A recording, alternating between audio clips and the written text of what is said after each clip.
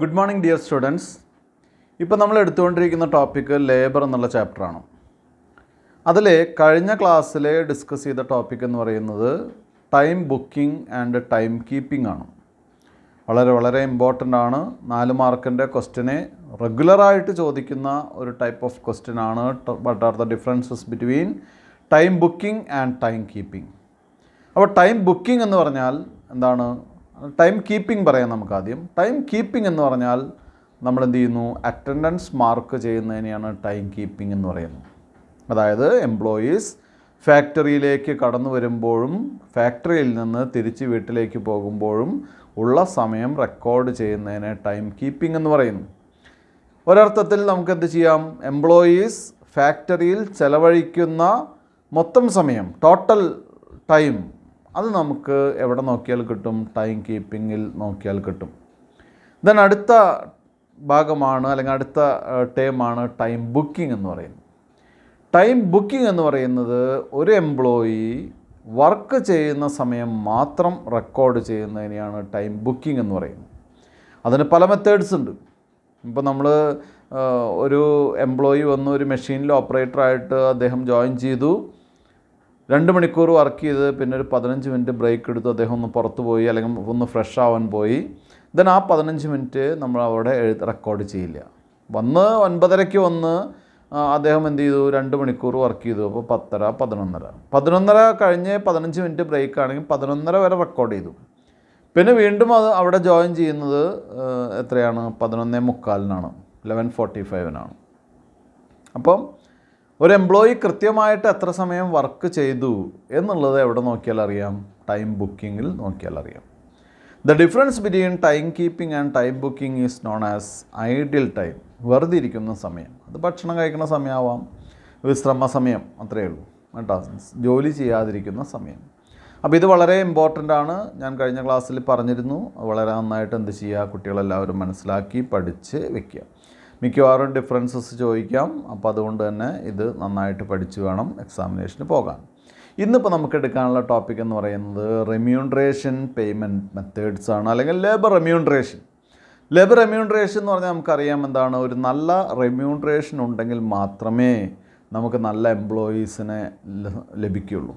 അല്ലെങ്കിൽ ഒരു employee turn ഓവറൊക്കെ നല്ല രീതിയിൽ മെയിൻറ്റെയിൻ ചെയ്യാൻ വേണ്ടി, അല്ലെങ്കിൽ എംപ്ലോയി ടേൺ ഓവർ കുറയ്ക്കാൻ വേണ്ടി, അതല്ലെങ്കിൽ റെഗുലറായിട്ട് എംപ്ലോയീസിനെ മെയിൻറ്റെയിൻ ചെയ്യാൻ വേണ്ടി നമുക്ക് എന്ത് ചെയ്യണം? നല്ല വേജ് പേയ്മെൻറ്റ് സിസ്റ്റംസ് കൊണ്ടുവരണം. മാത്രമല്ല എംപ്ലോയീസിനെ കുറച്ചുകൂടി മോട്ടിവേറ്റ് ചെയ്യുന്ന, അവർക്ക് ഇൻസെൻറ്റീവ്സൊക്കെ കൊടുത്ത് നല്ല മോട്ടിവേഷനിൽ വർക്ക് ചെയ്യിക്കാൻ പറ്റുന്ന രീതിയിലുള്ള വേജ് പേയ്മെൻറ്റ് സിസ്റ്റം നമ്മൾ എന്ത് ചെയ്യണം? നമ്മുടെ സ്ഥാപനങ്ങളിൽ ഇംപ്ലിമെൻറ്റ് ചെയ്യണം. അപ്പോൾ ഇനി നമുക്ക് പഠിക്കാനുള്ള എന്താണ് wage payment or remuneration payment system. കഴിഞ്ഞ ക്ലാസ്സിൽ വേജ് പേയ്മെൻറ്റ് എന്താണ് നമ്മൾ പഠിച്ചു. കാൽക്കുലേഷൻ ഓഫ് വേജ് ഓർ എന്താണ് preparation of wage sheet. Wage sheet എങ്ങനെ പ്രിപ്പയർ ചെയ്യും, ഒരാളുടെ വേജ് പേയ്മെൻറ്റ് എങ്ങനെ നമുക്ക് കാൽക്കുലേറ്റ് ചെയ്യാൻ പറ്റും, ഇതൊക്കെ നമ്മൾ കഴിഞ്ഞ ക്ലാസ്സിൽ പഠിച്ചു.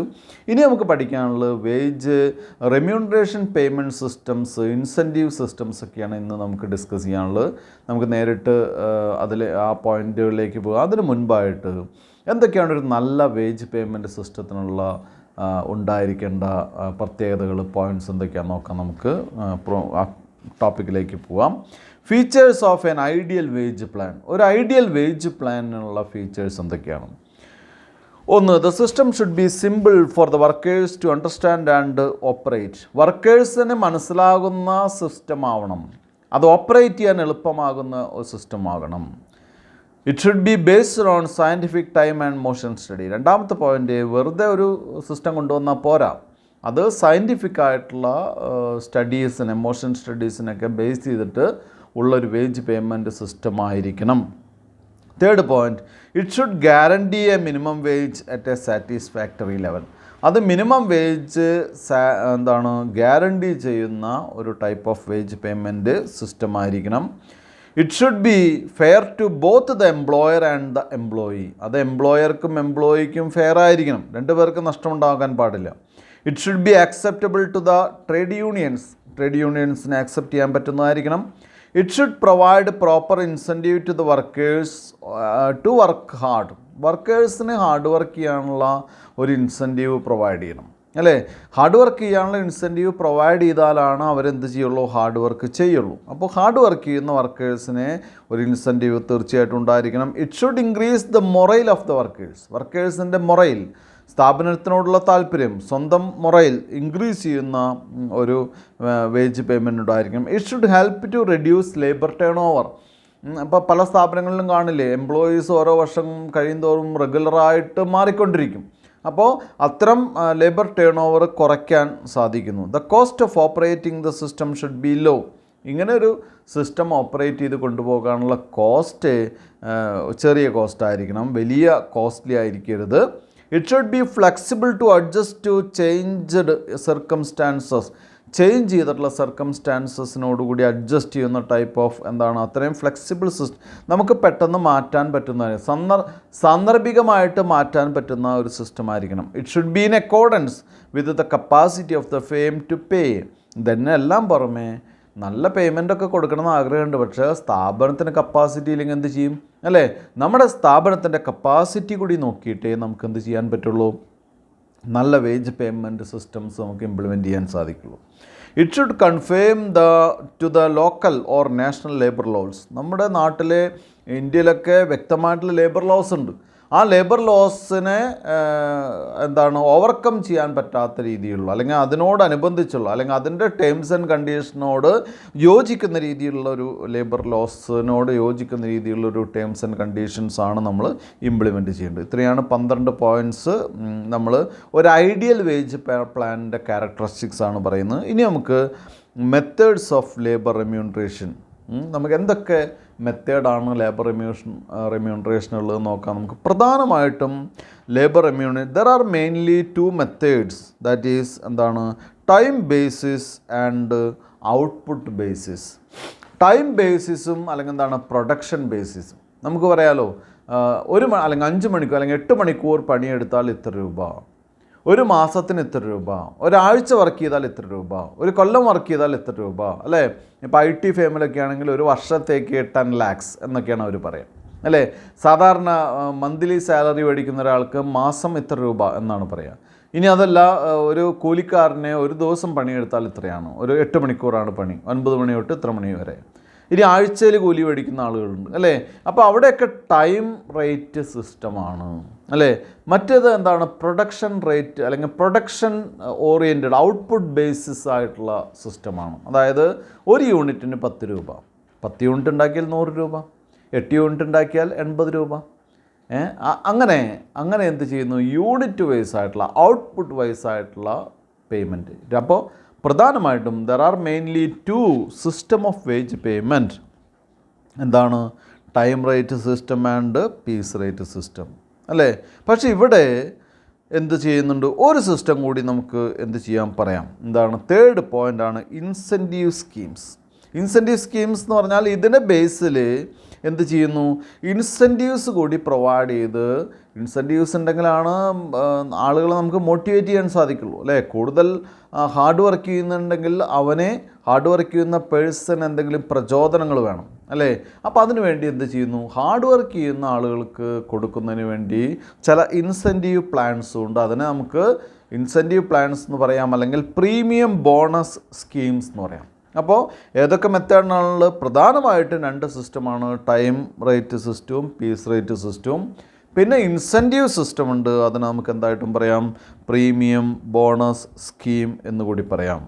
ആദ്യമായിട്ട് നമുക്ക് ഒന്നാമത്തെ ഐറ്റം ടൈം റേറ്റ് സിസ്റ്റം എടുക്കാം. ടൈം റേറ്റ് സിസ്റ്റം എന്ന് പറഞ്ഞാൽ വർക്ക് ചെയ്ത സമയം ഇൻറ്റു അവർലി റേറ്റ്. 1 മണിക്കൂറിൻ്റെ റേറ്റ് ആണെങ്കിൽ 10 മണിക്കൂർ വർക്ക് ചെയ്താൽ എന്ത് ചെയ്യുന്നു, 1 മണിക്കൂറിന് 10 രൂപയാണ്. 10 മണിക്കൂർ വർക്ക് ചെയ്താൽ hours worked into hourly rate. Hours worked HW, hours worked into rate per അവർ, അല്ലേ? അല്ലെങ്കിൽ റേറ്റ് പെർ അവർ എന്ന് പറയുന്നത് അല്ലെങ്കിൽ റേറ്റ് പെർ അവറിൽ RH എന്ന് വേണമെങ്കിൽ പറയാം, അല്ലേ? Hours worked HW into RH. അങ്ങനെയൊന്നും വേണമെന്നില്ല കേട്ടോ. ടൈം ഇൻറ്റു റേറ്റ്, എളുപ്പം കഴിഞ്ഞു. ടൈം ഇൻറ്റു റേറ്റ്, അല്ലേ? ടൈം എങ്ങനെയൊക്കെ ആവാം, ഒരു അവറിനാവാം, ഒരു ഡേക്കാവാം, ഒരു ആഴ്ചയ്ക്കാവാം, ഒരു മാസത്തിനാവാം, ഒരു വർഷത്തിനാവാം, ഇങ്ങനെയൊക്കെ ആവാം, അല്ലേ? അപ്പോൾ ഇതിൻ്റെ ഫോർമുല എന്ന് പറയുന്നത് E is equal to, earnings is equal to hours worked into rate per hour. Hours worked into rate per hour. ഇനി വേണമെങ്കിൽ കുട്ടികൾക്ക് ടി ഇൻറ്റു ആർ വേണമെങ്കിൽ ആക്സെപ്റ്റ് ചെയ്യാം. ടി ഇൻറ്റു ആർ എന്ന് പറയുന്നത് എന്താ? Time taken into rate per hour. Time taken into rate per, അതും ശരി തന്നെയാണ് കേട്ടോ. ഇനി ഇതിൻ്റെ സ്യൂട്ടബിലിറ്റിയാണ്. സ്യൂട്ടബിലിറ്റി എന്തൊക്കെയാണ് സ്യൂട്ടബിലിറ്റി നോക്കാം. Where quality of work is more important than quantity.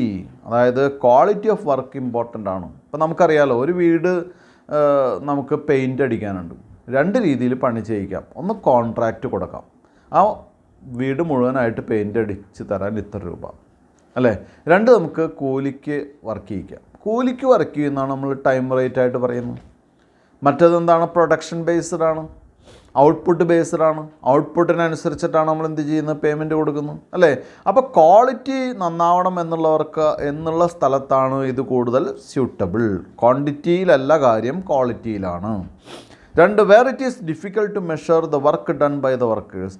Workers ചെയ്ത വർക്ക് നമുക്ക് മെഷർ ചെയ്യാൻ പറ്റാത്ത, അപ്പോൾ ഒരു എന്താണ് ബോർഡ് എഴുതുന്ന അല്ലെങ്കിൽ ഒരു ചിത്രം വരയ്ക്കുന്ന ഒരു ആർട്ടിസ്റ്റ്, അവൻ്റെ വർക്ക് നമുക്ക് കൂലിക്ക് അല്ലെങ്കിൽ എന്താണ് നമുക്ക് അളക്കാൻ സാധിക്കില്ല, മെഷർ ചെയ്യാൻ പറ്റില്ല. ഒരു മണിക്കൂർ കൊണ്ട് ഇത്ര തീർക്കുമെന്നൊന്നും പറയാൻ പറ്റില്ല അത്തരം വർക്കുകൾക്ക്. Then where strict supervision is possible. Supervise ചെയ്യാൻ പറ്റുന്ന സ്ഥലങ്ങളിൽ. Where the job is performed by machines and workers have no control over the work. Job എന്ത് ചെയ്യുന്നു? വർക്ക് ചെയ്യുന്നു. ആളുകൾക്ക് കൺട്രോൾ ചെയ്യാനും അല്ലെങ്കിൽ എന്താണ് മെഷീൻസ് ജോബ് വർക്ക് ചെയ്യുന്നു എന്നുള്ള, ജോബ് ആര് ചെയ്യുന്നു? മെഷീൻസ് ചെയ്യുന്നു. അതിൽ എംപ്ലോയീസിന് വലിയ കൺട്രോളൊന്നുമില്ല, അവിടെയും ഇത് ഉപയോഗിക്കാം. Where the process of production is not standardised. എല്ലാം ഒരുപോലെയാണെങ്കിൽ അവിടെ ഇത് അത്ര പ്രാക്ടിക്കലല്ല. സ്റ്റാൻഡേർഡൈസ്ഡ് അല്ലാത്ത സ്ഥലങ്ങളിൽ ഇത് നല്ലതാണ്. Where the tools and equipments used for production are delicate and costly. വളരെ കോസ്റ്റ്ലി ആയിട്ടുള്ള ടൂൾസും മറ്റു കാര്യങ്ങളൊക്കെ ആണെങ്കിൽ ഇത്തരം മെത്തേഡാണ് ബെസ്റ്റ്. ഇനി ഇതിൻ്റെ അഡ്വാൻറ്റേജസും ഡിസഡ്വാൻറ്റേജസും പറയുന്നുണ്ട്. കുട്ടികൾ ഒന്ന് വായിക്കുക, ഇത് ചിലപ്പോൾ ചോദിക്കാൻ സാധ്യതയുണ്ട്. ഇമ്പോർട്ടൻ്റ് ആണ്, കാരണം ടൈം റേറ്റ് എന്ന് പറഞ്ഞാൽ പെട്ടെന്ന് നമുക്ക് മനസ്സിലാവും. പക്ഷേ അഡ്വാൻറ്റേജും ഡിസഡ്വാൻറ്റേജും എഴുതുമ്പോൾ വേറെ ഏതെങ്കിലും പോയിൻറ്റ്സ് എഴുതി വെച്ചിട്ട് കാര്യമില്ല. അപ്പോൾ കൃത്യമായിട്ടത് ശ്രദ്ധിക്കണം, അത് നന്നായിട്ട് നോക്കിയിട്ട് വേണം എഴുതാൻ. ഞാൻ അഡ്വാൻറ്റേജസ് പറയാം. It is simple to understand and easy to operate. വളരെ എളുപ്പത്തിൽ മനസ്സിലാക്കാനും അത് എളുപ്പത്തിൽ ഉപയോഗിക്കാനും പ്രാവർത്തികമാക്കാനും എളുപ്പത്തിലുള്ളൊരു സിസ്റ്റമാണ്. It provides a sense of security to the workers as they are certain about the wages they will get. അല്ലേ, നമുക്കറിയാം ഒരു മാസം പണിയെടുത്താൽ എത്ര രൂപ കിട്ടുമെന്ന് നമുക്ക് അറിയാം. ഒരു മാസം പണിയെടുത്താൽ എത്ര രൂപ കിട്ടുമെന്നറിയാൻ സാധിക്കും. Third point, it guarantees minimum wages to the workers. Guarantee ചെയ്യുന്നു, minimum wages to workers guarantee ചെയ്യുന്നൊരു സിസ്റ്റമാണ്. നാലാമത്തെ point, quality of output become superior. Quality of output വളരെ സുപ്പീരിയറാണ്, ക്വാളിറ്റി നന്നാവും എന്ന് ഉറപ്പാണ്. അഞ്ചാമത്തെ point, it is acceptable to the workers and the trade union. സാധാരണഗതിയിൽ വർക്കേഴ്സും ട്രേഡ് യൂണിയനൊക്കെ ഇത്തരമൊരു വേജ് പേയ്മെൻറ്റ് സിസ്റ്റം ആക്സെപ്റ്റ് ചെയ്യുന്നു. ആറാമത്തെ point, the system promotes A feeling of unity among the workers. എല്ലാവർക്കും ഒരുപോലെയാണ്, എല്ലാവർക്കും ഒരേ പേയ്മെൻ്റാണ് അല്ലേ. സീനിയേഴ്സിന് കൂടുതൽ, ജൂനിയേഴ്സിന് കുറവ്, അങ്ങനെയൊക്കെ ഉണ്ടാവാം. പക്ഷേ ഒരേ വർക്ക് ചെയ്യുന്നവർക്ക് ഒരേ കൂലിയായിരിക്കും അല്ലെങ്കിൽ ഒരേ പേയ്മെൻ്റ് ആയിരിക്കും കിട്ടുക. It ensures careful handling of tools and equipment. വളരെ ശ്രദ്ധിച്ച് ടൂൾസും എക്യുപ്മെൻറ്റ്സൊക്കെ ശ്രദ്ധിച്ച് ഉപയോഗിക്കുന്ന ഒരു സിസ്റ്റമാണ് ഇവിടെയുള്ളത്. നെക്സ്റ്റ് ഡിസഡ്വാൻറ്റേജസ് ആണ്. ഡിസഡ്വാൻറ്റേജസ് നമുക്ക് നോക്കാം. The system does not differentiate between efficient and inefficient workers. ഇപ്പോൾ ഇവിടെ ഉള്ളൊരു സ്പെഷ്യാലിറ്റി, ഇപ്പോൾ ഒരു വർക്കർ വേറൊരു വർക്കറിനേക്കാൾ എഫിഷ്യൻ്റാണ്, പക്ഷെ അവന് കുറച്ച് കൂടുതൽ നന്നായിട്ട് പണിയെടുത്തു എന്ന് വിചാരിച്ച് അവന് കൂടുതൽ പേയ്മെൻ്റ് ഒന്നും കിട്ടില്ല, അവന് അവർലി റേറ്റിനെ കിട്ടുള്ളൂ. അപ്പോൾ എഫിഷ്യൻ്റ് ആയിട്ടുള്ള വർക്കേഴ്സിന് എഫിഷ്യൻ്റ് ആയിട്ടുള്ള പേയ്മെൻറ്റ് കിട്ടുന്നൊരു സിസ്റ്റം ഇവിടെ ഇല്ല. രണ്ട്, it does not provide incentive to work hard work ചെയ്യുന്ന, ആദ്യത്തെ ആൻസറൊക്കെ തന്നെയാണ് വരുന്നത്, എങ്കിലും നമുക്ക് പറയാം ഹാർഡ് വർക്ക് ചെയ്യുന്ന ആളുകൾക്ക് ഇൻസെൻറ്റീവ് കിട്ടുന്നൊരു സിസ്റ്റം ഇല്ല. It necessitates strict supervision over the workers. അതായത് വർക്കേഴ്സിനെ സ്ട്രിക്റ്റായിട്ട് എന്ത് ചെയ്യണം? സൂപ്പർവൈസ് ചെയ്യണം, അല്ലെങ്കിൽ അവരെ എന്ത് ചെയ്യണമെന്നില്ല, കൃത്യമായിട്ട് വർക്ക് ചെയ്യണമെന്നില്ല. Idle time is considerably increased. Idle വെറുതെ ഇരിക്കുന്ന സമയം കൂടും, കാരണം വെറുതെ ഇരിക്കുന്ന സമയത്തും എന്ത് കിട്ടുന്നു? കൂലി കിട്ടുന്നു. അഞ്ചാമത്തെ point, workers become lazy and try to avoid work. Workers എപ്പോഴും മടിയന്മാരായിരിക്കും, വർക്ക് ചെയ്യുന്നത് ഒഴിവാക്കാൻ ശ്രമിച്ചുകൊണ്ടേയിരിക്കും. The system results in discontentment among efficient workers. Efficient നന്നായിട്ട് ഹാർഡ് വർക്ക് ചെയ്യുന്ന ആളുകൾക്ക് എന്തുണ്ടായിരിക്കും? അവർക്ക് ഒരു എന്താ പറയുക, ഡിസ്കണ്ടൻമെൻറ്റ് വരും, അവർക്കൊരു നിരാശ വരും. കാരണം എന്താ, ഇത്രയൊക്കെ വർക്ക് ചെയ്തിട്ടും മറ്റുള്ളവരുടെ കൂലി മാത്രമേ അവർക്കും. വെറുതെ നടക്കുന്നവനും ഉഴപ്പുന്നവനൊക്കെ ഹാർഡ് വർക്ക് ചെയ്യുന്നതിന് ഒരേ കൂലി കിട്ടുമ്പോൾ സ്വാഭാവികമായിട്ടും ഹാർഡ് വർക്ക് ചെയ്യുന്ന ആൾക്ക് വളരെ ബുദ്ധിമുട്ടുണ്ടാവും. Labour cost cannot be estimated in advance. Labour cost നമുക്കൊരിക്കലും അഡ്വാൻസ് ചെയ്ത് പറയാൻ പറ്റില്ല. ഇപ്പോൾ ഒരു വർക്ക് ചെയ്യുന്നതിന് ഇത്ര രൂപ വരും എന്ന് നമുക്ക് അഡ്വാൻസ് ചെയ്ത് പറയാൻ സാധിക്കില്ല. Workers may try to prolong the work as much as possible. Workers എന്ത് ചെയ്യും? മാക്സിമം പറ്റാവുന്നിടത്തോളം വർക്ക് നീട്ടിക്കൊണ്ട് പോകാൻ അവർ ശ്രമിക്കും. കാരണം എന്താ, അവർക്ക് കൂലി അത്രയും ദിവസം കൂടുതൽ കിട്ടാൻ വേണ്ടി മാക്സിമം അവർ വർക്ക് പ്രൊലോങ് ചെയ്യിക്കാൻ വേണ്ടി ശ്രമിക്കുന്നു. ഇതാണ് ടൈം ടൈം റേറ്റിൻ്റെ അഡ്വാൻറ്റേജസും ഡിസഡ്വാൻറ്റേജസൊക്കെ. ഇനി different methods under the time rate system. Time rate സിസ്റ്റത്തിൻ്റെ ഡിഫറെൻറ്റ് മെത്തേഡ്സ് എന്തൊക്കെയാണെന്ന് നോക്കാം. ഒന്ന്, time rate at ordinary levels. Time rate at ordinary levels എന്ന് പറയുന്നത് എന്താണെന്ന് വെച്ചാൽ, സാധാരണ നമ്മൾ പറയില്ലേ 9 മണി തൊട്ട് 5 മണി വരെ വർക്കിംഗ് ടൈം, അല്ലെങ്കിൽ 10 to 5 വർക്കിംഗ് ടൈം.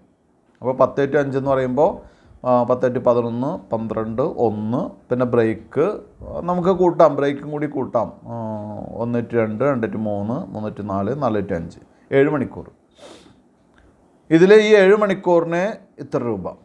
ദെൻ അത് കഴിഞ്ഞ് 5 മണി കഴിഞ്ഞ് ഉള്ള ടൈം ഓവർ ടൈം ആയിട്ട് വേണമെങ്കിൽ പരിഗണിക്കാം. ഓവർ ടൈം എന്ന് പറഞ്ഞാൽ സാധാരണ ഉള്ള ടൈം റേറ്റിനേക്കാൾ ഹയർ റേറ്റിനാണ് വർക്ക് ചെയ്യുന്നത്. ഇത്തരം പേയ്മെൻറ്റിനെയാണ് ordinary level, time rate at ordinary levels എന്ന് പറയുന്നത്. ഇനി രണ്ടാമത്തെ method, time rate at high wage levels. ഇപ്പം ഇവിടെ നമ്മൾ സാധാരണ പറയുന്നത് എന്താണെന്ന് വെച്ചാൽ, ഇത് ടൈം റേറ്റ് ആണ്, പക്ഷേ higher than that is normally paid in the industry or locality. അതായത് ഹൈ കൂലി കൊടുക്കും. ഇപ്പോൾ നമ്മൾ മറ്റുള്ള സ്ഥാപനങ്ങളിലൊക്കെ ഒരു ദിവസം വർക്ക് ചെയ്ത് കഴിഞ്ഞാൽ 800 രൂപ കൊടുക്കുമ്പോൾ ഒരു കമ്പനി 1000 രൂപ കൊടുക്കും. മനസ്സിലായല്ലോ?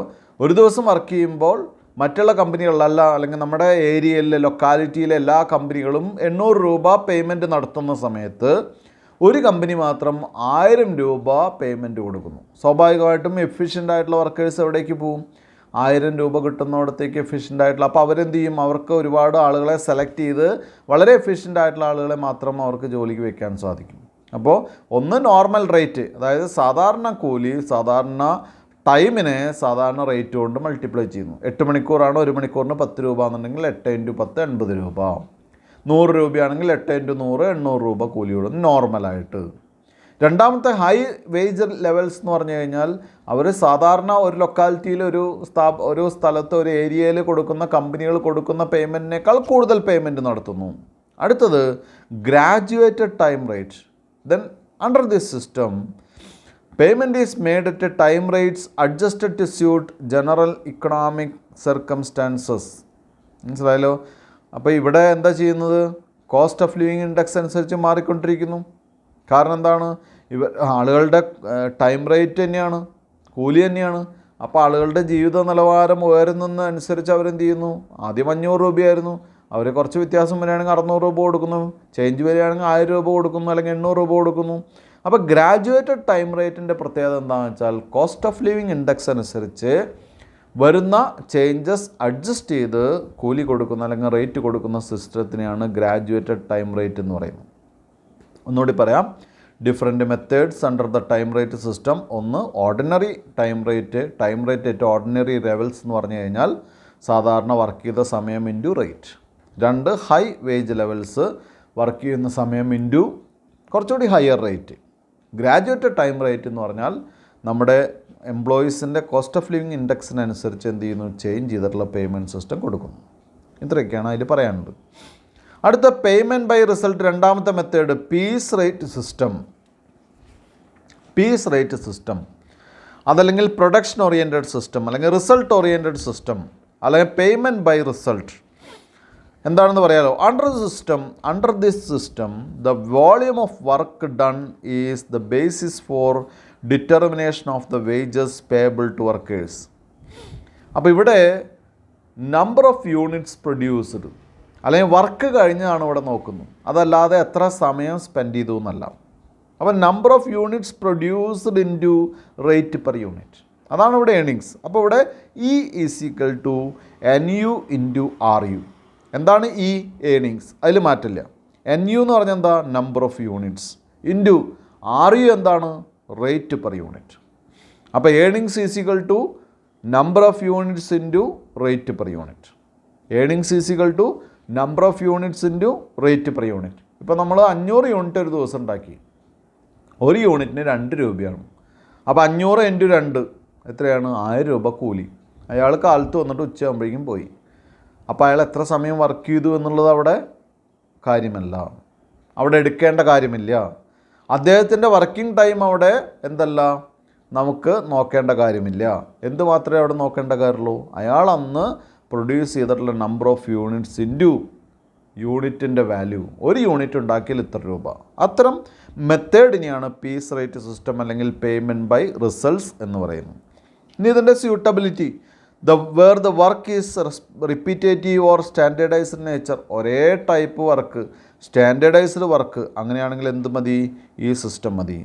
Where quality of work is not important, ക്വാളിറ്റിയിൽ വലിയ ഇമ്പോർട്ടൻ്റ് അല്ലാത്ത, വേണ്ടാത്ത വർക്കുകൾ.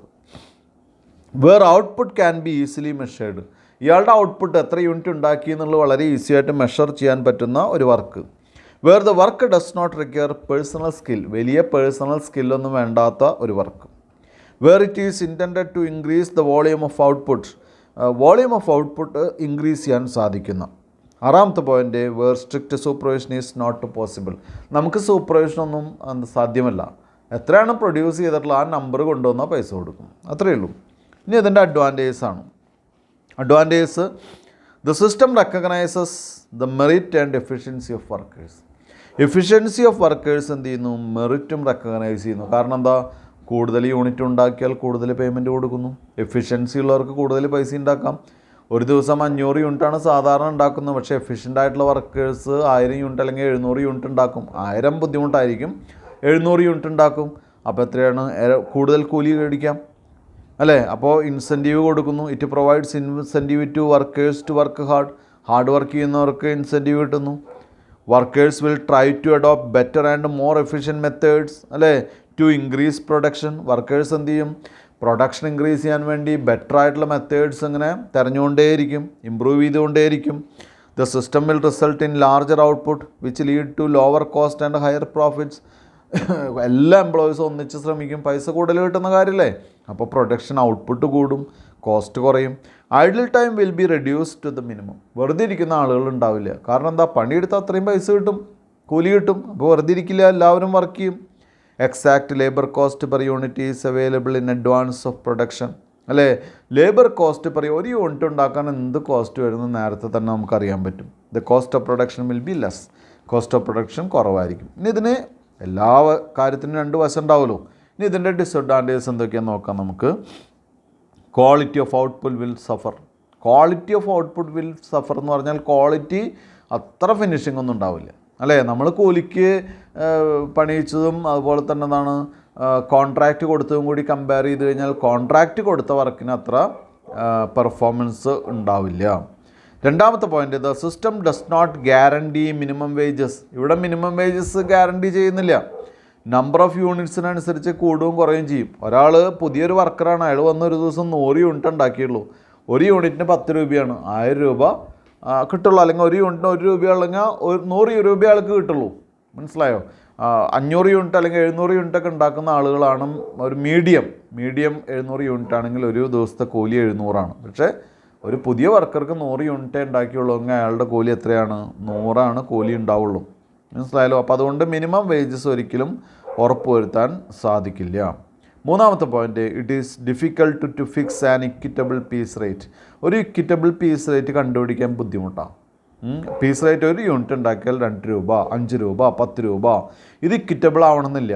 ചില കേസിൽ ഓക്കെ, ചില കേസിൽ ബുദ്ധിമുട്ടായിരിക്കും.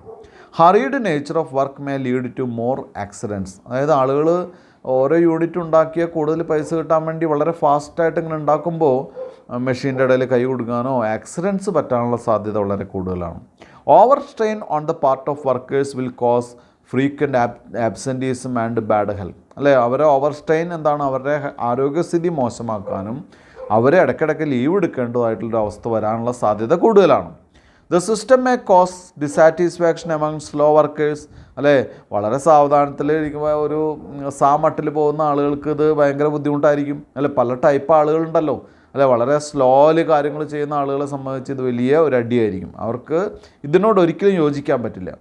The system is not acceptable to trade unions. ഇത് ട്രേഡ് യൂണിയൻസ് ആക്സെപ്റ്റ് ചെയ്യില്ല. കാരണം എന്താ, ഇതിങ്ങനെ ചെയ്തതുപോലെ വർക്കേഴ്സിന് മാക്സിമം യൂട്ടിലൈസ് ചെയ്യല്ലേ, അവർ ആക്സെപ്റ്റ് ചെയ്യണമെന്നില്ല. There is a chance for more spoilage and defective work. ഇവിടെ കൂടുതൽ സ്പോയിലേജിനും ഡിഫക്റ്റീവ് വർക്കിനൊക്കെ സാധ്യതയുണ്ട്. ഇനി നമുക്ക് എന്ത് ചെയ്യാം, different methods under piece rate system. Piece rate സിസ്റ്റത്തിൻ്റെ മെത്തേഡ്സ് എന്താണ്? ഇവിടെ വളരെ ഈസി ആയിട്ട് നമുക്കറിയാം. എന്താണ് earnings is equal to number of units into rate per unit. അല്ലേ, 10 യൂണിറ്റ് ഉണ്ട്, ഒരു ദിവസം 500 യൂണിറ്റ് ഉണ്ടാക്കി, ഒരു യൂണിറ്റിന് 2 രൂപയാണ്. അപ്പോൾ 500 ഇൻറ്റു 2 1000 രൂപയാണ് കൂലി. പക്ഷേ ചില സമയത്ത് instead of piece rate time rate will be given in the question. ഇനി പീസ് റേറ്റിന് പകരം ചിലപ്പോൾ ടൈം റേറ്റ് ആണ് തരിക. അപ്പോൾ എന്ത് ചെയ്യും, piece rate is equal to hourly rate of wages divide by hourly output. അപ്പോൾ എന്ത് ചെയ്യും, പീസ് റേറ്റ് നമ്മൾ കണ്ടുപിടിക്കണം. എങ്ങനെയാണ്, അവർലി റേറ്റ് ഓഫ് വേജസ്, ഒരു മണിക്കൂറിന് എത്രയാണ്, ഒരു മണിക്കൂറിൻ്റെ ഔട്ട്പുട്ട് എത്രയാണ്, ഒരു മണിക്കൂറിന് 100 രൂപ, ഒരു മണിക്കൂറിൽ 10 യൂണിറ്റാണ് ഉണ്ടാക്കേണ്ടത്. അപ്പോൾ കൂലി ഒരു യൂണിറ്റിന് എത്രയാണ്, 1 രൂപ. അങ്ങനെ നമ്മൾ എന്ത് ചെയ്യേണ്ടി വരും, കൺവേർട്ട് ചെയ്യേണ്ടി വരും. അപ്പോൾ ഇതിലൊരു എക്സാമ്പിൾ ക്വസ്റ്റ്യൻ ഉണ്ട്, ഞാൻ വായിക്കാം. ഇല്ലസ്ട്രേഷൻ 4 ആണ്. അതിനിപ്പോൾ ബോർഡിലേക്കൊന്നും പോകുന്നില്ല ചെയ്യാൻ വേണ്ടിയിട്ട്, ഇവിടെ തന്നെ കുട്ടികൾ നോക്കിയാൽ മതി. Hourly rate of wages ₹20. Standard output 10 units per hour. അല്ലേ, അപ്പോൾ അവിടെ അവർലി റേറ്റ് ഓഫ് വേജസ് ആണ് തന്നിട്ടുള്ളത്. സ്റ്റാൻഡേർഡ് ഔട്ട്പുട്ട് പെർ അവർ എത്രയാണ്, 10 യൂണിറ്റാണ്. In an 8-hour day, X produces 100 units. Calculate wages of X under time rate system and piece rate system. Time rate സിസ്റ്റത്തിലും piece rate സിസ്റ്റത്തിലും എന്ത് കാണണം, എക്സിൻ്റെ wage കാണണം. ഇങ്ങനെ പറഞ്ഞിട്ടുള്ള കുട്ടികൾക്ക് പെട്ടെന്ന് ഇതിൻ്റെ ഒരു വ്യത്യാസം മനസ്സിലാക്കാനാണ്. അപ്പോൾ ടൈം റേറ്റ് സിസ്റ്റത്തിൽ എന്താ ചെയ്യുക, T/R. അതല്ലെങ്കിൽ നമ്മൾ പഠിച്ചിട്ടുണ്ടല്ലോ, ടൈം എന്താണ്, hours worked into RH, HW into RH, hours worked into rate per അവർ. അപ്പോൾ ഇവിടെ അവേഴ്സ് വർക്ക്ഡ് എത്രയാണ്, 8 മണിക്കൂർ. റേറ്റ് പെർ അവർ എത്രയാണ്, 20 രൂപ. അപ്പോൾ 160 രൂപയാണ് ടൈം റേറ്റ് സിസ്റ്റത്തിൽ. ഇനി പീസ് റേറ്റ് സിസ്റ്റത്തിൽ എന്ത് ചെയ്യണം, ആദ്യം പീസ് റേറ്റ് കാണണം. എങ്ങനെ കാണുക, hourly wage rate 20 divided by hourly output 10. Therefore piece rate is equal to 2 per unit. 2 രൂപയാണ് ഒരു യൂണിറ്റ് ഉണ്ടാക്കാൻ. എത്ര യൂണിറ്റ് ഉണ്ടാക്കി, therefore earnings is equal to number of unit into rate per unit. എത്ര unit ഉണ്ടാക്കി, 100 യൂണിറ്റ് ഉണ്ടാക്കി, ഒരു യൂണിറ്റിന് എത്രയാണ്, 2 രൂപ. അപ്പോൾ എത്രയായി, 200 രൂപ. അപ്പോൾ ഈ കണക്ക് വെച്ച് എക്സിന് ഏതാണ് ലാഭം, ലാഭകരം ഏതാണ്, പീസ് റേറ്റ് സിസ്റ്റമാണ് എക്സിന് ലാഭകരം. അവർലി റേറ്റ് എക്സിന് ലാഭകരമല്ല. അതിൻ്റെ അർത്ഥം എക്സ് എന്താണ്, ഒരു എഫിഷ്യൻറ്റ് വർക്കറാണ്. Second point, piece rate with guaranteed time rate. അപ്പോൾ ഇവിടെ വ്യക്തമാണല്ലോ, പീസ് റേറ്റും ഉണ്ട്, ഗ്യാരണ്ടീഡ് ടൈം റേറ്റും ഉണ്ട്. സാധാരണ ആ സ്ഥാപനത്തിൽ ഒരു 800 യൂണിറ്റൊക്കെ ഒരാൾ ഉണ്ടാക്കുന്നു. സാധാരണ ഒരു എഫിഷ്യൻസി ഉള്ള ഒരാൾ, എക്സ്പീരിയൻസ്ഡ് ആയിട്ടുള്ള ആൾ 800 യൂണിറ്റ് ഉണ്ടാക്കുമ്പോൾ അവിടെ 2 രൂപ അയാൾക്ക് പീസ് വർക്കായിട്ട് ആയിട്ട് കിട്ടും. അപ്പോൾ ഒരു ദിവസം 800 യൂണിറ്റ് ഉണ്ടാക്കിയാൽ 1600 രൂപ കിട്ടും. ഇനി അടുത്ത കണ്ടീഷൻ എന്ന് പറയുന്നത്, ചില ആളുകൾ അധികം എക്സ്പീരിയൻസ് ഇല്ലാത്ത ആളുകളൊക്കെ വന്നാൽ 300 യൂണിറ്റൊക്കെയാണ് ഉണ്ടാക്കുക. 300 യൂണിറ്റ് വെച്ച് ഉണ്ടാക്കിയാൽ 600 രൂപയെ വരുള്ളൂ, 2 രൂപ വെച്ച്. അപ്പോൾ അത്തരം കേസുകളിൽ 800 രൂപ മിനിമം വേജസ് ഫിക്സ് ചെയ്യും. അപ്പോൾ 300 ഉണ്ടാക്കിയാലും 200 ഉണ്ടാക്കിയാലും 100 ഉണ്ടാക്കിയാലും ഒക്കെ അവർക്കൊക്കെ ഒരു ദിവസം വർക്ക് ചെയ്ത് 800 രൂപ കിട്ടും. നേരത്തെ നമ്മൾ പറഞ്ഞ എക്സാമ്പിൾ 800 യൂണിറ്റാണ്. അപ്പോൾ 800 യൂണിറ്റ് ഉണ്ടാക്കിയാൽ 700 യൂണിറ്റ് ഉണ്ടാക്കിയാൽ 600 യൂണിറ്റ് ഉണ്ടാക്കിയാലൊക്കെ 500 യൂണിറ്റ് ഉണ്ടാക്കിയാലൊക്കെ എന്ത് കിട്ടും? കൂടുതൽ എമൗണ്ട് കിട്ടും. മിനിമം വേജ് എത്ര കിട്ടും? 800 രൂപ കിട്ടും. 800 രൂപ എന്ന് പറഞ്ഞാൽ 400 യൂണിറ്റ് ഉണ്ടാക്കുന്ന ആൾക്ക് കിട്ടുന്ന വേജാണ് മിനിമം വേജ്. അപ്പോൾ ഹൈലി എഫിഷ്യൻ്റ് ആയിട്ടുള്ളവർക്ക് പീസ് റേറ്റിൽ കൂടുതൽ എമൗണ്ട് അവർക്ക് കളക്ട് ചെയ്യാം. പക്ഷേ സ്ലോ ലേണേഴ്സിന് അല്ലെങ്കിൽ എന്താണ് തുടക്കക്കാർക്ക് ഒരു മിനിമം വേജ് പേയ്മെൻറ്റ് സിസ്റ്റം ഉറപ്പുവരുത്തുന്ന മെത്തേഡിനെയാണ് piece rate with guaranteed time rate എന്ന് പറയുന്നത്. അതിൻ്റെ ഒരു ക്വസ്റ്റ്യൻ ഇവിടെയുണ്ട്. പേജ് നമ്പർ 94 ഇല്ലസ്ട്രേഷൻ 5 ആണ്, ഞാൻ വായിക്കാം. X produces 10 units of A product in an 8-hour day.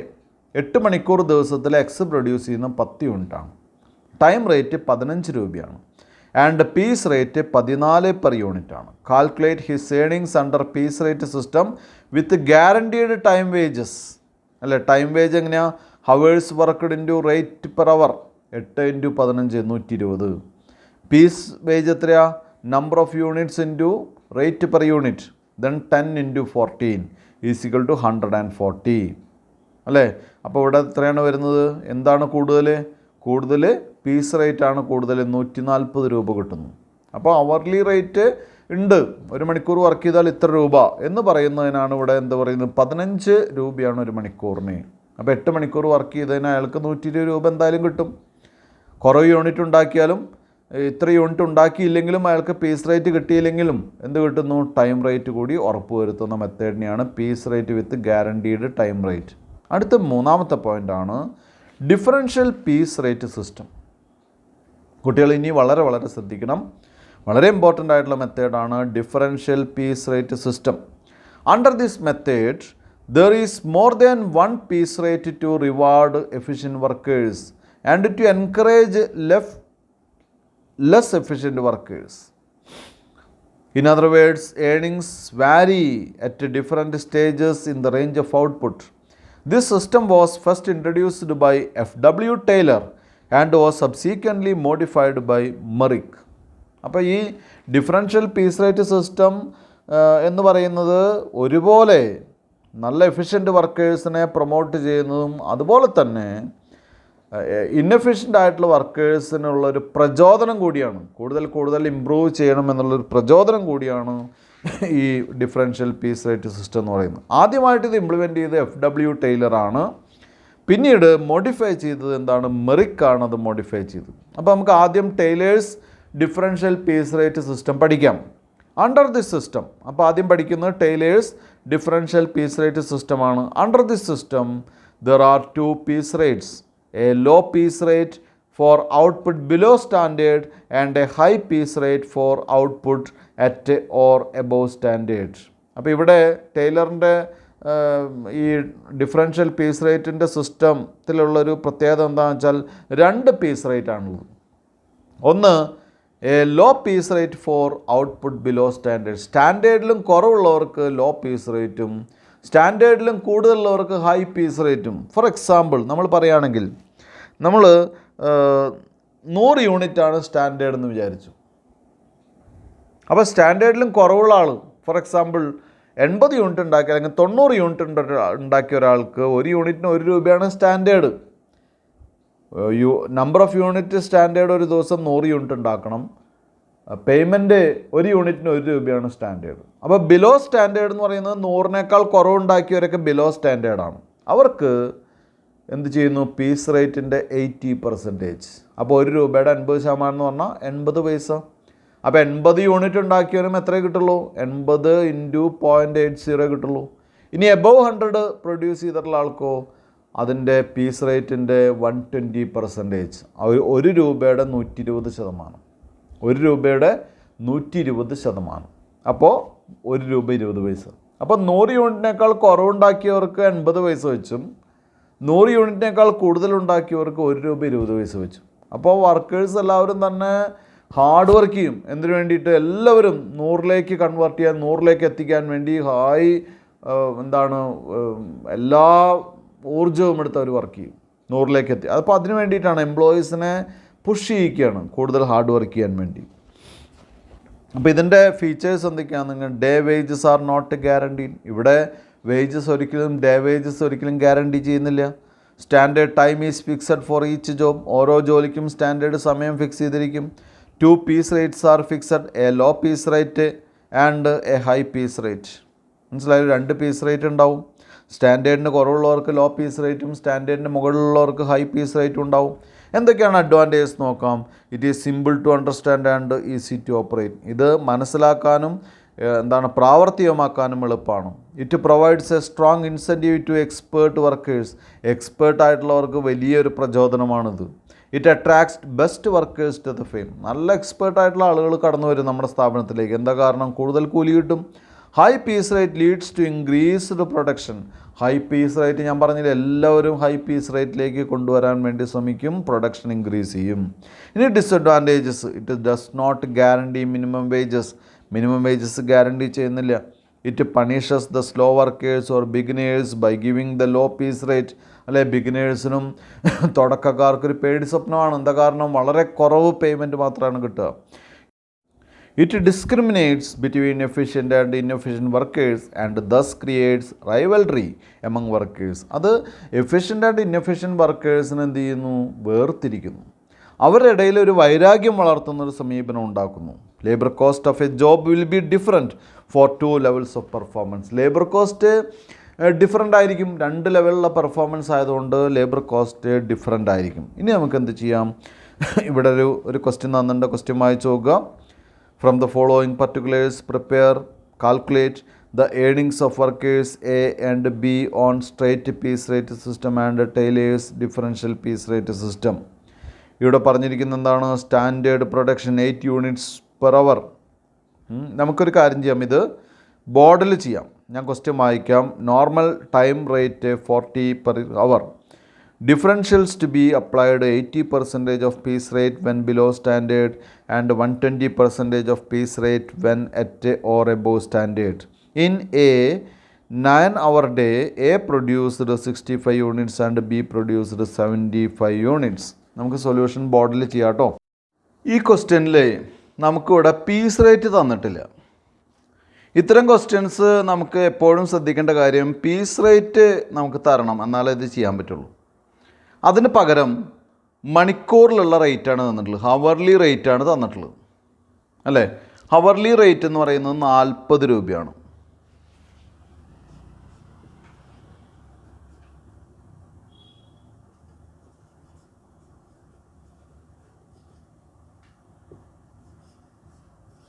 ഒരു മണിക്കൂറിൽ 40 രൂപയാണ് അവിടെ വർക്ക് ചെയ്യുന്ന ആളുകൾക്ക് കൊടുക്കുന്നത്. അടുത്ത കേസ് എന്ന് പറയുന്നത് ഹവർലി ഔട്ട്പുട്ടാണ്. Standard output 8 per hour. നമുക്ക് തന്നിട്ടുള്ളത് സ്റ്റാൻഡേർഡ് പ്രൊഡക്ഷനാണ് 8 per hour. Then hourly rate അല്ലെങ്കിൽ നോർമൽ അവർലി റേറ്റ് എന്ന് പറയുന്നത് 40 ആണ്. അപ്പോൾ അവിടെ 40 രൂപ കൊടുക്കും. അതിൽ 8 യൂണിറ്റാണ് നമ്മൾ ഉണ്ടാക്കുന്നത്. അപ്പോൾ ഇവിടെ നമ്മൾ എന്ത് ചെയ്യുന്നു? Therefore, piece rate is equal to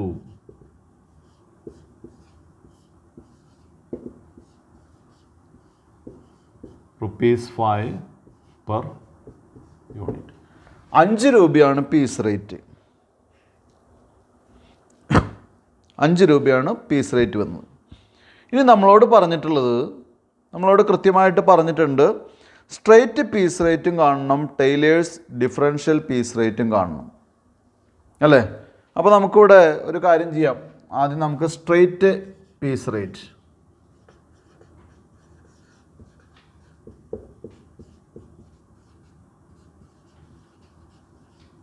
straight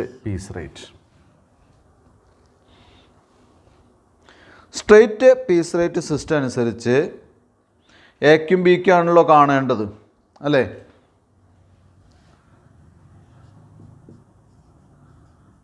earnings of A then B. സിമ്പിളാണ്. എയുടെ ഔട്ട്പുട്ട് എത്രയാണ്? എക്ക് എത്രയാണ് പറഞ്ഞിട്ടുള്ളത്? A produced 65 units and B produced 75 units. 75 units. അപ്പോൾ 65 into 5, 75 into 5 is equal to 325 and 325 and 375. കഴിഞ്ഞു. ഇതാണ് സ്ട്രൈറ്റ് പീസ് റേറ്റ് സിസ്റ്റം അനുസരിച്ചിട്ടുള്ള പേയ്മെൻറ്റ്. ഇനി നമുക്കെന്ത് കാണാം? ഇവിടെ നമുക്കിവിടെ എന്ത് ചെയ്യാം? ഞാനിത് ഇങ്ങോട്ട് എഴുതുന്നുണ്ട്. ₹5 per യൂണിറ്റ്. ഇവിടെ tailors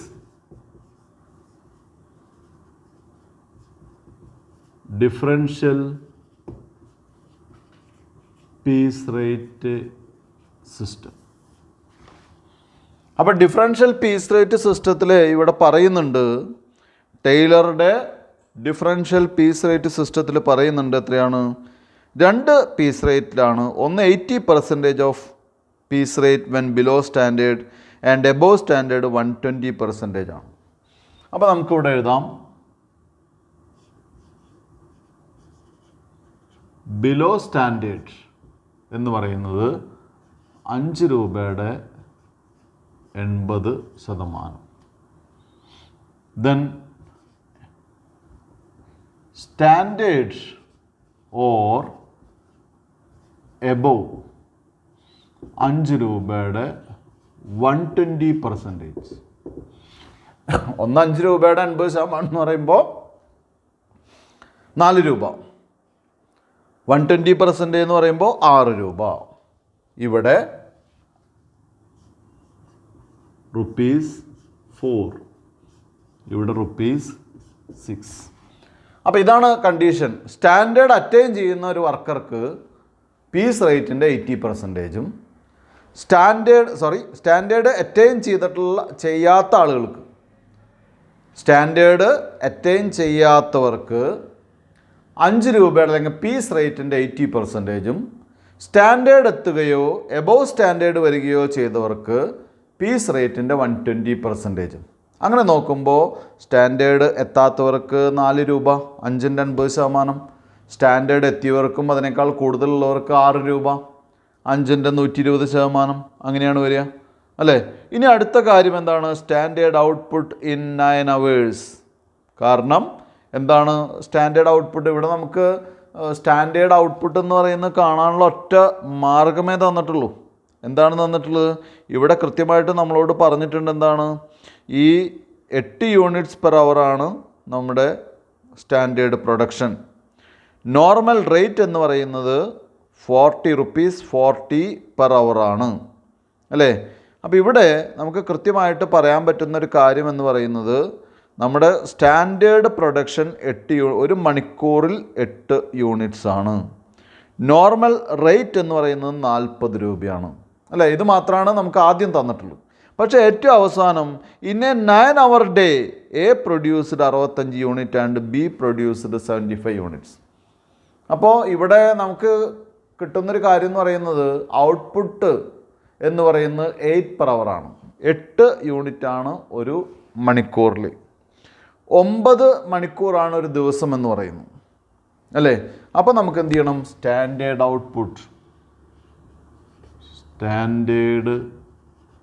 output per day. Standard output per day is equal to എത്രയാണ്? 9 hours ഇൻറ്റു എത്രയാണ്? 8 അല്ലേ? 8 യൂണിറ്റ്സ് ആണ്. 9 മണിക്കൂർ into 8 units is equal to 72 units. അപ്പോൾ ഇതാണ് നമ്മുടെ സ്റ്റാൻഡേർഡ് എന്ന് പറയുന്നത്. ഇതാണ് നമ്മുടെ സ്റ്റാൻഡേർഡ്. എത്രയാണ് സ്റ്റാൻഡേർഡ്? 72 യൂണിറ്റാണ് നമ്മുടെ സ്റ്റാൻഡേർഡ്. അപ്പോൾ സ്റ്റാൻഡേർഡ് നമ്മൾ വീണ്ടും എന്ത് ചെയ്യുന്നു? രണ്ടാളെയും നോക്കുന്നു. ഒരാളുടെ 65ഉം ഒരാളുടെ 75ആണ്. അപ്പോൾ എ ബിലോ സ്റ്റാൻഡേർഡും ബി എബോവ് സ്റ്റാൻഡേർഡാണ്. ദെർഫോർ എന്താണ്? Earnings of A is equal to 65 into 4. Earnings of B is equal to 65 into 6. 65 into 4 ഒരാൾക്ക് കിട്ടുന്നത്. Is equal to rupees 260. അടുത്ത ആൾക്ക് എത്ര കിട്ടുന്നത്? 450. 450. ഇതോടുകൂടി ക്വസ്റ്റ്യൻ കഴിഞ്ഞു. അപ്പോൾ ഇവിടെ നോക്കുക, piece rate straight piece rate അനുസരിച്ച് ഏറെക്കുറെ സെയിം 50 രൂപയുടെ വ്യത്യാസമേ ഉള്ളൂ. പക്ഷേ ടൈലേഴ്സ് ഡിഫറൻഷ്യൽ പീസ് റേറ്റ് വന്നപ്പോൾ വലിയ വ്യത്യാസം വന്നു. 260 450 വലിയ ഡിഫറൻസ് വന്നു അല്ലേ? അതിൻ്റെ കാരണം എന്താണ്? ഇവിടെ സ്റ്റാൻഡേർഡ് അറ്റൈൻ ചെയ്ത ആൾക്ക് ഹൈ പീസ് റേറ്റ് ആണ്, ബിലോ സ്റ്റാൻഡേർഡുള്ള ആൾക്ക് ലോ പീസ് റേറ്റ് ആണ്. ഇപ്പോൾ 72 യൂണിറ്റ് ആണ് സ്റ്റാൻഡേർഡ് നമ്മൾ കണ്ടുപിടിച്ചു. അത് 71 യൂണിറ്റ് ആണെങ്കിലും അയാൾക്ക് ഒരു യൂണിറ്റിൻ്റെ മുകളിൽ 2 രൂപ കുറഞ്ഞിട്ടേ കിട്ടുള്ളൂ. പക്ഷേ 72 യൂണിറ്റ് ഉണ്ടാക്കി കഴിഞ്ഞാൽ ഒരു യൂണിറ്റിന് 6 രൂപ വെച്ച് കിട്ടും.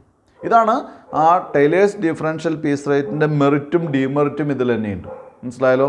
സ്ട്രേറ്റ് പീസ് റേറ്റിൻ്റെ മെറിറ്റും ഡിമെറിറ്റും ഇതിൽ തന്നെ. എന്താ മെറിറ്റ്? മെറിറ്റ് ഏറെക്കുറെ എല്ലാവർക്കും ഒരേ പേയ്മെൻറ്റ് കിട്ടും. ഡിമെറിറ്റ് എന്താ? ഹൈ എഫിഷ്യൻസി ഉള്ള ആളുകൾക്ക് വലിയ ഇമ്പോർട്ടൻസ് ഒന്നും എവിടെ കിട്ടില്ല? സ്ട്രേറ്റ് പീസ് റേറ്റ് സിസ്റ്റത്തിൽ കിട്ടില്ല. അതായത് ഒരു സാധാരണ ഹൈക്ക് കിട്ടും, ഒരു വലിയ ഹൈക്ക് കിട്ടില്ല കേട്ടോ. ഇത്രയാണ്. ഇനി നമുക്ക് അടുത്ത ക്വസ്റ്റ്യനിലേക്ക് നോക്കാം.